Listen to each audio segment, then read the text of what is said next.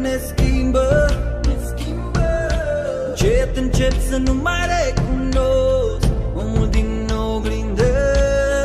Tic-tac, atâtea amintiri se adună și m-am trezit bătrân, dar jur că am adormit tânăr.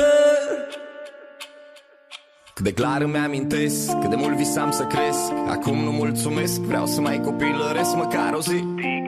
Cât de multe s-au schimbat și puștanul de altă dată acum a devenit bărbat. Dar anii trec, la fel de rapid, oricine-i fi. Până mai ieri, toți prietenii mei parcă erau copii. Ne țineam doar de prostii aproape în fiecare zi. Azi îmi râde sufletul că-i văd cu propriilor copii. Alții bagă muncă zi și noapte rate, mii de probleme spate. Banii n-ajung, 7 din 7 încep să apară firele albe, primele